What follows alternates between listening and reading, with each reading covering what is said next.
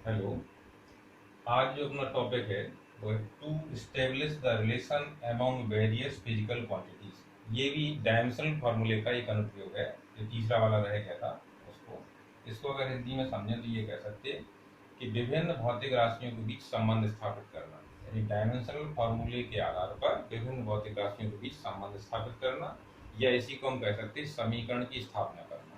इसके लिए कुछ क्वेश्चन में से एक क्वेश्चन हम लेते हैं कि एक सिंपल पेंडुलम है जिसका टाइम पीरियड है टी, इसका आवर्तकाल टी है। ये डिपेंड करता है उसके मास पर m पर, लेंथ l पर, और ग्रेविटेशनल एक्सीलरेशन g पर। ये दिया है और इसके बीच में हमें एक इक्वेशन बनानी, यानी इसका फॉर्मूला एस्टेब्लिश करना। तो इसके लिए हम मानेंगे, पहले हमें नहीं पता कि इनमें क्या रिलेशन है आपस में, तो इसके लिए मान लेंगे t proportional m raise to the power a है और l raise to the power b है और g raise to the power c।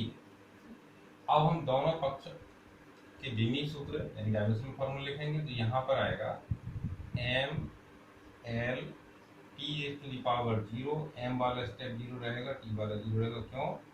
क्योंकि टाइम पीरियड के लिए जो डायमेंशनल फॉर्मूला है m raise to the power 0, l raise to the power 0, t raise to the power 1 is equal, यहाँ m raise to the power a ये length है, l raise to the power b, जबकि g gravitational acceleration है, तो यहाँ पे होगा t raise to the power -2। Gravitational acceleration का फॉर्मूला होगा 4 raise to the power c। अब इसमें हम सबको अंदर ये पावर्स को अंदर की ब्रैकेट के अंदर ले जाएंगे, उसके बाद फिर इनको मल्टीप्लाई करके फुल पावर बनाएंगे। तो m raise to the power a, l raise to the power b, और यहाँ से l raise to the power c और t raise to the power -2c। इस प्रकार से अगले स्टेप में देखेंगे तो यहाँ m raise to the power a है और l दो जगह लिखा हुआ है, इस वजह से l raise to the power हो जाएगी b प्लस c, और यहाँ पर t raise to the power -2c। और इस पक्ष में जो डायमेंशनल फॉर्मूला है m raise to the power 0, l raise to the power 0 और t की पावर 1। अब दोनों पक्षों में डायमेंशनल फॉर्मूले जिन लिख लिए, अब इनकी पावर्स को कंपेयर कराएं, तो यहाँ पे आएगा a रेज इक्वल 0। अगर इसको इक्वेशन 1 मान लें तो ये इक्वेशन हो जाएगी 2। b प्लस c is equal 0, equation 3। -2c is equal 1, equation number 4। अब इससे हम a की वैल्यू तो पहले दिख रही है, a की वैल्यू 0 आ गई है। अब यहाँ पहले c की वैल्यू निकालेंगे तो c इक्वल हो जाएगा -1/2। अब ये c की वैल्यू हम इक्वेशन नंबर 3 में पुट कर दें, तो यहाँ हो जाएगा b -1/2 is equal 0 and b is equal +1/2। इस प्रकार से हमने देखा ये a की वैल्यू आ गई अपनी, ये वाली वैल्यू b की आ गई, ये वाली वैल्यू c की आ गई। अब इन वैल्यूज को हम पुट करेंगे इक्वेशन नंबर 1 में, तो यहाँ हो जाएगा t proportional m raise to the power 0, l raise to the power 1/2 और g raise to the power -1। अगर इसको यहाँ पर इक्वल का मार्क लगा दें, इक्वल का मार्क लगा देने पर यह कांस्टेंट आएगा कि m की पावर 0 है, इसकी वैल्यू 1 हो जाएगी, इसको छोड़ दें, और l y g और 4 रेज टू दी पावर यहाँ लिखा जा सकता 1/2। इस प्रकार से देखें तो t इक्वल k √l/g ये बना। और एक्सपेरिमेंटल बेस जो हमें मालूम है पहले से, k की जो वैल्यू होती है जनरली बच्चों को याद रहता है, ये t इक्वल यहाँ 2π √l/g, ये फॉर्मूला बने। अगर आप एग्जाम में ये यहाँ तक करके भी आते हैं तो भी आपका ठीक माना जाएगा। क्यों? k की वैल्यू यहाँ पे आपको लर्न नहीं है, तो ये होगा कि केवल डायमेंशनल फॉर्मूले के हिसाब से जब इक्वेशन एस्टेब्लिश की जाती है तो वहाँ कांस्टेंट की वैल्यू हमें पता नहीं चलती, इसको हमें एक्सपेरिमेंट के द्वारा ही निकाल के लिखना पड़ता है। इस प्रकार से हमने दिखाया कि विभिन्न भौतिक राशियों के बीच कैसे संबंध स्थापित करके एक सूत्र की स्थापना की जा सकती है। अब इसी प्रकार का एक एग्जाम्पल हम और लेते जिससे कि आपको और ज्यादा अच्छे से क्लियर हो जाए। आज अब दूसरा एग्जाम्पल अब लेते हैं हम।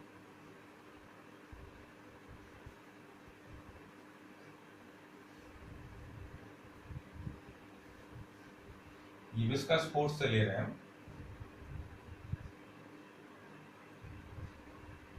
इसमें बताया गया, एक हमने वाटर टैंक ले लिया, इसमें वाटर कलेक्ट कर लिया, इसमें एक कोई बॉल ले ली मटेरियल की बनी है, इसको इसमें छोड़ दिया। छोड़ने के बाद ये लिमिटिंग वेलोसिटी से अपनी चलने लगी, यानी एक स्थिर वेग से नीचे की ओर जाने लगी, और वो वेलोसिटी है इसकी भी।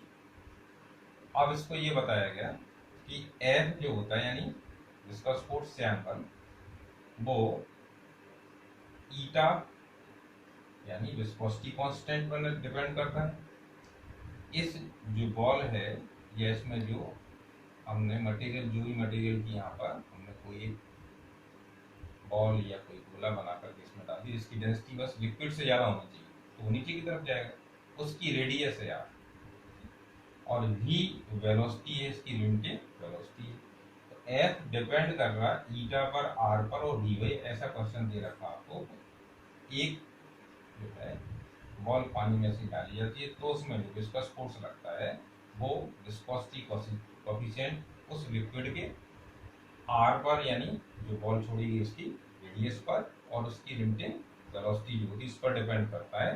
तो इसमें इक्वेशन स्टेब्लिश करें, यानी समीकरण की स्थापना करें। तो इसके लिए हम ध्यान देंगे कि इसके लिए हम मान लेंगे, माना अभी भी नहीं पता कि इसमें पावर कितनी कितनी है, तो इनमें क्रमशः पावर हम ले लेंगे ए, बी और सी, जैसे पहले एग्जाम्पल में दी। अब दोनों पक्षों के बीच में लिखेंगे, तो यहाँ आएगा M L T raise to the power -2। अब यहाँ पर कुछ नहीं है अभी पावर, तो यहाँ 1 लिख देंगे, यानी जब ना लिखा होगा कुछ तो 1 मान जाएंगे। M L T raise to the power -2, ये फोर्स का हो गया। अब विस्कोसिटी कोएफिशिएंट जो होता है उसके लिए डायमेंशनल फार्मूले का जब चर्चा हो रही थी, हम बताया था M L raise to the power -1 T raise to the power -1, और इसकी होल पावर ए आई। अब आगे यहाँ पर आर रेडियस है, तो रेडियस की वजह से ये तो लेंथ है, आर एल आ जाएगा, l raise to the power v velocity है, तो वेलोसिटी के लिए होता है l T raise to the power -1 और whole raise to the power c लगाई। अब इन सबको अंदर पावर्स को ले जाएंगे, तो m raise to the power a यहाँ से आएगा, l raise to the power यहाँ हो जाएगा -a, और एल की पावर यहाँ से देखा जाए तो डी आएगी, तो यहाँ लिख देते हैं +b। एल की पावर सी यहाँ से आएगी, तो यहाँ हो जाएगा +c। अब m की पावर हो चुकी, l की पावर होगी, और t की पावर देखेंगे यहाँ, तो t की पावर माइनस की a यहाँ से आएगी, यहाँ पर t वाला स्टेप है नहीं, यहाँ पर t वाला स्टेप है, तो यहाँ पे आएगी माइनस की c। m की पावर 1, l की पावर 1, t की पावर -2। अब दोनों साइड में हम ये पावर को कंपेयर करेंगे, तो a = 1 हो गया, इसको अगर इक्वेशन 1 माने तो ये वाली इक्वेशन अपनी मान लें। यहाँ पर -a + b + c = 1, ये इक्वेशन सेकंड हो गई। तो यहाँ पर -a - c यहाँ हो जाएगा -2। अब देखें इनको हमें सॉल्व करके ए बी सी की वैल्यू निकाली, तो ए की वैल्यू हमें सीधी दिखाई पहले से दे रही है। अब इसमें ए की वैल्यू अगर हम पुट कर देते हैं यहाँ पर, ठीक, तो सी की वैल्यू निकालेंगे, तो ए की वैल्यू रखेंगे तो -1 - c = -2, इसको इस साइड ले जाएं तो -c = -2 + 1 -c = -1 से माइनस कैंसिल हो जाए, तो c = हो गया 1, यानी c की वैल्यू भी अपनी बना गई। साथ ही साथ अब हम तीसरी वाली इक्वेशन, अभी सेकंड ये थी, थर्ड ये थी, ये वाली कौन सी होगी अपनी फोर्थ इक्वेशन। तो हमने ये सॉल्व करके भी सी की वैल्यू निकाली, यानी ए की वैल्यू और सी की वैल्यू हमारे पास आ चुकी। अब ए और सी की वैल्यू को पुट कर देंगे इक्वेशन थर्ड में, तो यहाँ आएगा -1 + b, और सी की वैल्यू प्लस की 1 है, तो यहाँ लिखेंगे +1 = 1। अब ये 1 से 1 कैंसिल हो जाए, तो d = 1। यानी इस प्रकार से देखा हमने कि ए की वैल्यू अपनी 1 आ रही है, और यहाँ पर सॉल्व करने पर सी की वैल्यू 1 आ रही है, और बी की वैल्यू भी 1 आ रही है। अब ए बी सी की वैल्यू इसमें पुट करेंगे, तो F ∝ η r v प्रोपोर्शनल का मार्क हटाएंगे, क्योंकि 1 पावर आई है, यहाँ लिख दिया जाए। प्रोपोर्शनल का मार्क हटाएंगे तो ये कांस्टेंट आ जाएगा ईटा आर भी। ये कांस्टेंट है, ये प्रैक्टिकली निकाला जाता है तो 6 पाई आता है, तो 6 पाई ईटा आर भी। इस प्रकार से हमने देखा कि एक हमने विस्कोसिटी फोर्स के लिए इक्वेशन डेरिवेट कर ली और ये दूसरा एग्जांपल इसका हो गया। तो इस प्रकार से हमने आज ये तीसरा वाला जो इसका यूज रह गया था अपना डायमेंशनल फॉर्मूले का, उसको समझाया। इसके अतिरिक्त अब हम कुछ क्वेश्चंस और लेते हैं जो इन तीनों यूजेस से अलग टाइप से इसी चैप्टर में आते रहते हैं। ये क्वेश्चन हम अभी लेते हैं, इस प्रकार के क्वेश्चन भी पूछे जाते हैं, जैसे x is equal a plus B T plus C T square, जहां पर x जो है वो दूरी है यानी डिस्टेंस है, और t जो है वो टाइम समय। और फिर ये क्वेश्चन पूछा गया a का b का व c का डायमेंशनल फार्मूला क्या होगा, a का b का व c का डायमेंशनल फार्मूला क्या होगा। फिर से क्वेश्चन समझते हैं, x इक्वल है a plus B T plus C T square, जहाँ x दूरी को प्रदर्शित कर रहा है और t जो है स्मॉल t वो टाइम को प्रदर्शित कर रहा है। क्वेश्चन में पूछा गया कि तब a का डायमेंशनल फार्मूला क्या होगा, b का डायमेंशनल फार्मूला क्या होगा और c का डायमेंशनल फार्मूला क्या होगा। तो इसको कैसे कर सकते हैं, तो ध्यान देना कि इसमें मेन बात ये हमें ध्यान समझ की चलनी कि केवल उन्हीं क्वांटिटीज को, फिजिकल क्वांटिटी को आपस में हम ऐड कर सकते या सब्सट्रैक्ट कर सकते जिनके डायमेंशनल फार्मूले समान होते, यानी जिनकी यूनिट समान होगी। यूनिट समान होगी तो उनके डायमेंशनल फार्मूले भी समान हो जाएंगे। इस हिसाब से ये देख सकते हैं इन सभी के डायमेंशनल फार्मूले इक्वल होंगे। साथ ही साथ ये तीनों पे जो डायमेंशनल फार्मूला होगा वही x का भी होगा। इसको लेकर के अगर आगे चले तो हम कह सकते हैं x का जो डायमेंशनल फार्मूला होगा वो ही a का होगा। इस हिसाब से इसको अगर पहले स्टेप में लिखें, a के निकालने के लिए x को बताया डिस्टेंस, तो ये होगा l इज इक्वल a का बीमी सूत्र यही हो जाएगा, यानी a के लिए निकाले तो क्या आ जाएगा l। ऐसे हम निकाले हैं b के लिए, तो x का डायमेंशनल फार्मूला l लिख लें यहाँ पे इज इक्वल a, अब यहाँ पे निकालना है b के लिए, तो bt का लिखेंगे bt का बीमीय सूत्र दोनों का मिला के।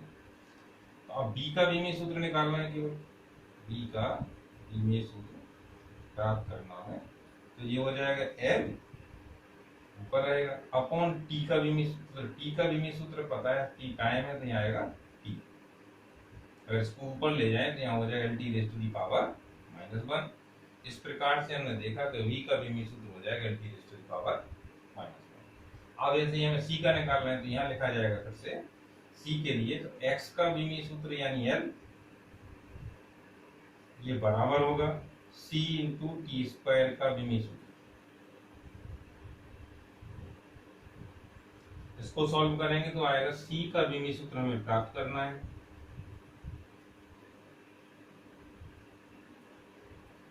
इज इक्वल हो जाएगा l अपॉन, यहाँ टी स्क्वायर नीचे आएगा तो टी स्क्वायर का डायमेंशनल फार्मूला होगा टी स्क्वायर कैपिटल टी की पावर 2। इसको ऊपर ले जाएंगे तो L T raise to the power -2। इस प्रकार से देखने में आता है कि हम इस प्रकार की अगर इक्वेशंस आ जाती हैं तो उनको कर सकते हैं। अगर यहाँ सोचें यहाँ पर प्लस की जगह माइनस होता तब भी इस तरीके से फॉर्मूले को सॉल्व करके और इनकी वैल्यूज निकाल सकते हैं। अब एक एग्जांपल हम और लेते हैं, जैसे कहा गया कि v